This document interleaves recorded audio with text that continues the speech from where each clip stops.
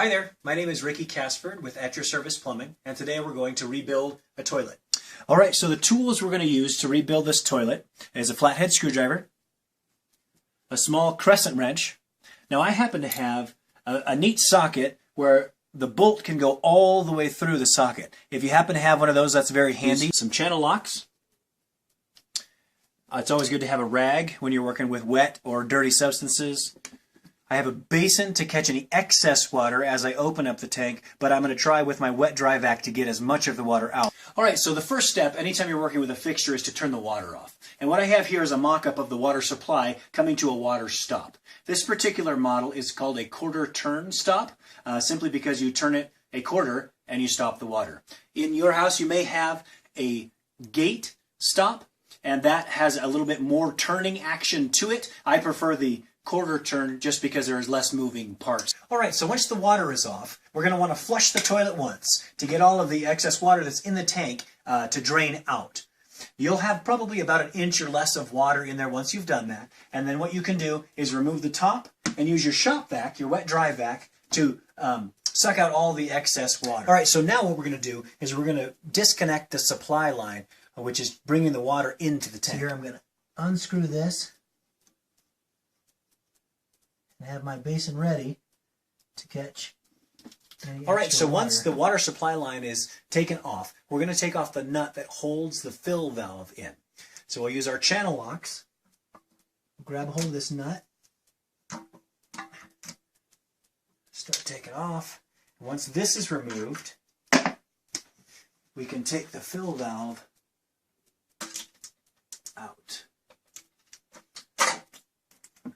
Alright, so these are the pieces that would come in your fill valve kit. The valve itself, you have that little tube that fills into the fill tube, and then you have a few pieces that look like this that kind of all come together. These are gaskets. This here is the nut that secures the fill valve that was on the bottom of the tank we took off earlier.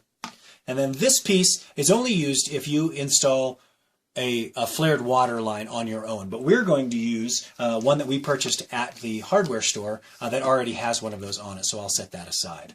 This remaining piece is going to go on the fill tube. All right, so here's a top view of removing the fill valve. We're just going to pull this up here, and this little hose just pops right out of there, and it's out.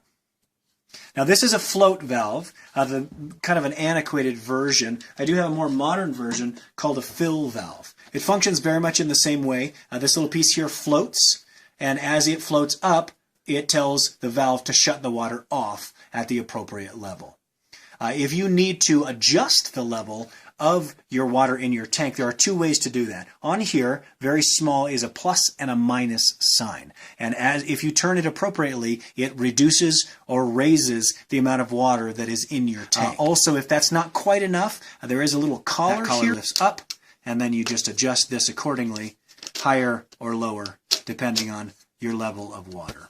Alright, so the first step in installing the new fill valve is to apply the gasket. Now there are actually two gaskets here that will come with your kit. The center one that you can pull out, and it does take a little bit to pull out, and that's going to be okay. We're going to discard because that's if we used that flared water valve. And I'm going to put the gasket on like this. We want the outer edge to be facing down, that little extra space. I'm going to put it all the way up to here. And then this end is going to go right back in that hole that we just took the other valve out of here.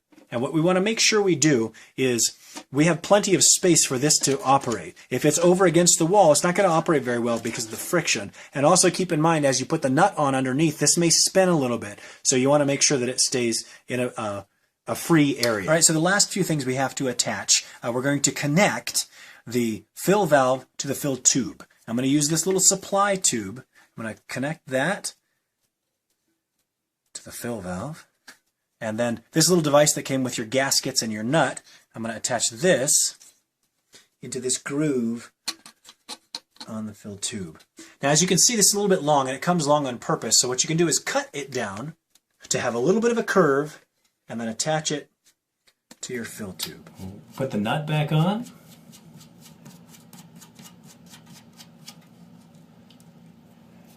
The water supply line back on.